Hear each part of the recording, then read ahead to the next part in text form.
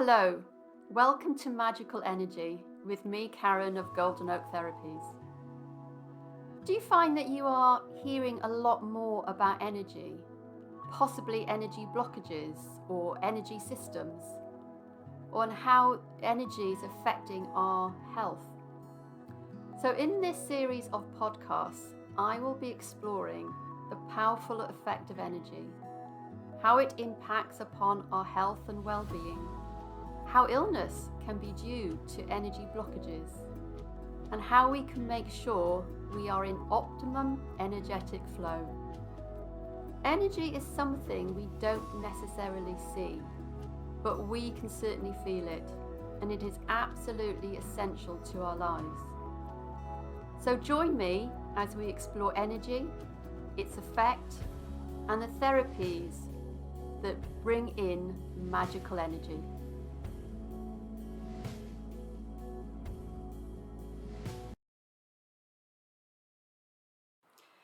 Welcome back to Magical Energy, and we are continuing our series of looking at energy and its different forms and how important it is to our health and well-being. And in this podcast, we are going to be looking at an intervention, an holistic intervention called Reiki, which is used on energy. And I'm delighted to meet with Mitchell again, who will be asking me the questions about Reiki. Yeah, it's good to be back. So first of all, just what is Reiki? Yeah, so Reiki is a Japanese form of energy healing. Rei itself actually means universal, and Ki means life force. So it's a universal life force energy.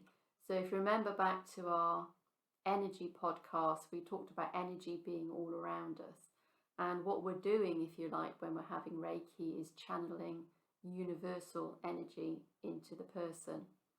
So it's simply energy that once a person is attuned to Reiki, can actually both give and receive Reiki to other people. We are all, as you know, as we said, we are all energy, and we're all vibrating at different frequencies and different levels.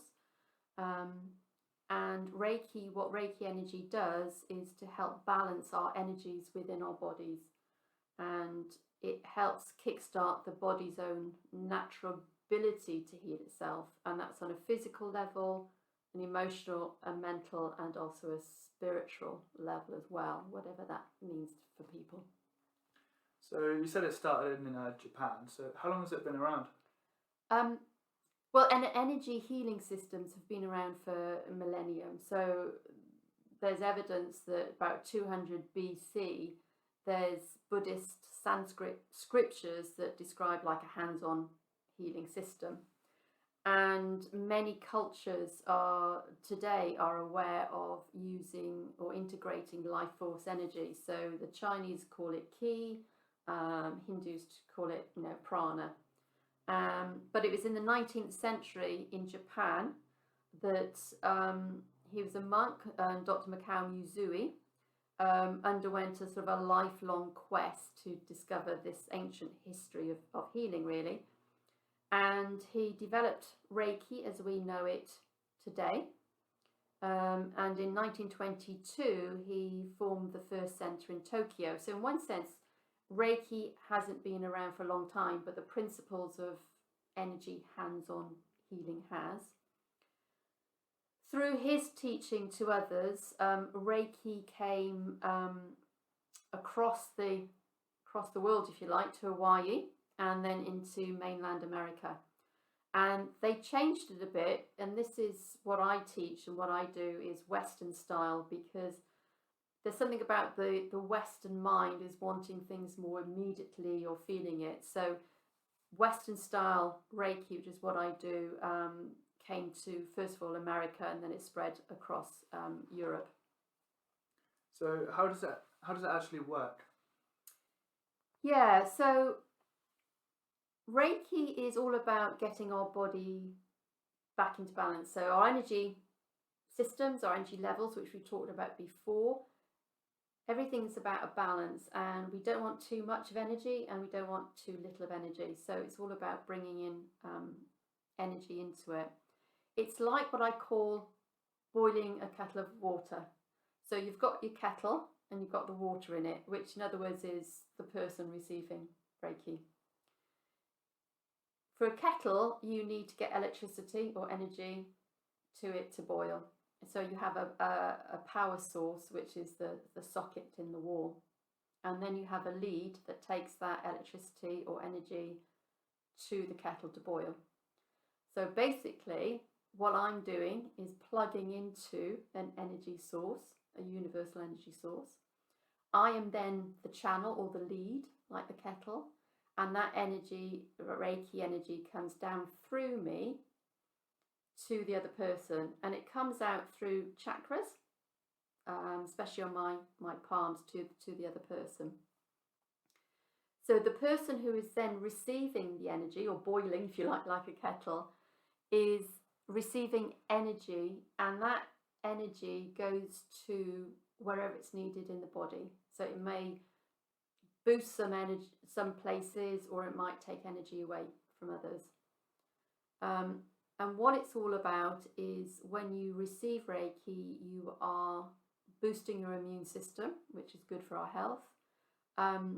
It really is kick-starting the body's own natural ability to heal itself, because the body is really good at healing itself. We just need to allow it. And it also brings around deep relaxation. And if you think about it, the body can't heal itself if it's under stress, if it's under the fight or flight all the time. So Reiki actually helps go into quite a deep relaxation to help the body's own natural ability to heal as well. Yeah, so that's basically what Reiki does. What happens in a Reiki session? Yeah, so this will differ to each practitioner, but usually the person is either lying down or sitting, fully clothed. And I often explain that I do what's called a hands-on and hands-off approach. So sometimes I will place my hands on the person, and sometimes my hands will be off the person, if you like. I'm then plugging into that socket, if you like, and each person will have a very different experience. So what they may feel in a session could be warmth or coolness, maybe where my hands are. They may experience tingling. They may have colours come to mind, or they might have images. It doesn't really not that it doesn't really matter, but that's their own unique experience of how they're receiving that energy at that time. The majority of people, I would say, just feel incredibly deeply relaxed. It's almost like people can drift off, or some people almost like see themselves floating out of their body sometimes. But if your body is deeply, deeply relaxing, then it helps with the healing. So what I'm doing is balancing their energy, that balancing that energy within their energy field, which you talked about, within their chakras and within their meridians as well. Sometimes I may focus on specific areas if they've got a bad back, or sometimes it's like a general overall well-being session.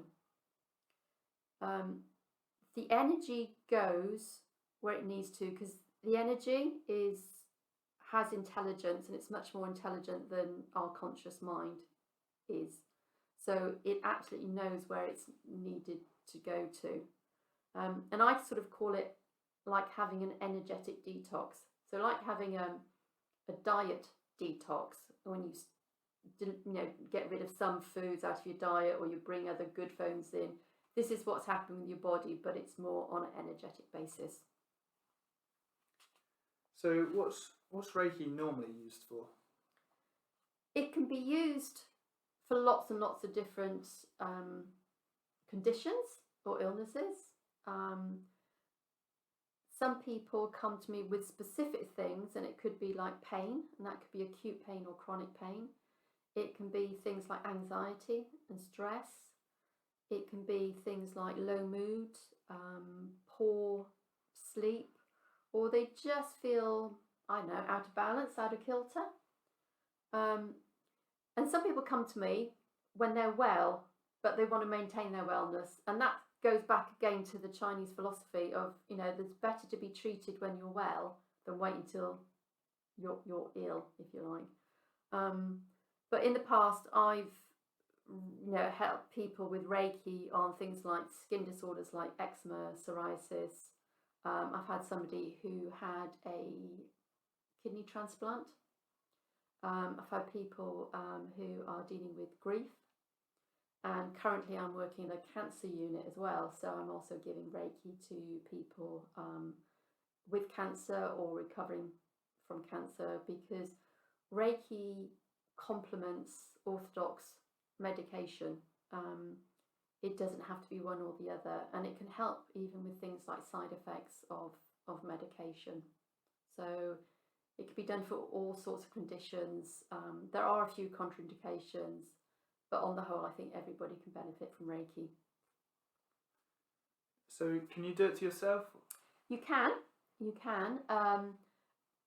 After you would need to be what we call attuned. So attunement, and you would have this through, I do a 2-day level 1 training for this, is when you are, if you like, opened up, you're raising your vibration, because we're all vibrating at different frequencies, because that's what the cells and the energy particles are doing. So when you receive your Reiki attunements, you are then sort of at a higher frequency, and you become more sensitive to energy around you. And with that, after the 2-day training, which incorporates other things as well, you'll be able to do Reiki for yourself and for other people in your family, and also animals. And it's great to do it on animals, because although they won't be able to sort of give you the immediate feedback, some animals just love just receiving this beautiful healing energy that comes to them. A lot of people do it on their horses, but you can do it on your dogs, your cats. You can do Reiki on the food that you eat. You can do Reiki on batteries to give them a little bit more longer life, because it's energy. And as we know, energy is everywhere. I mean, I can honestly say that Reiki, receiving Reiki myself and now teaching it, has really changed my life. And I think we probably talked about it in the very first podcast, that I'm not stressed like I used to be. I have different perceptions. I no longer get angry about things. I am so much more tolerant, and certainly my health has improved. So I would really encourage everybody at least to try it. Be curious, be interested in it, and see what it's like. Yeah, I think it's great what you're doing at the cancer unit, and it's good to hear everyone can benefit from it. I look forward to hearing more about other energy formats and treatments. Brilliant. I'll speak to you soon. I hope you enjoyed and found this podcast interesting. So join me for more of them as we talk about this wonderful and magical energy.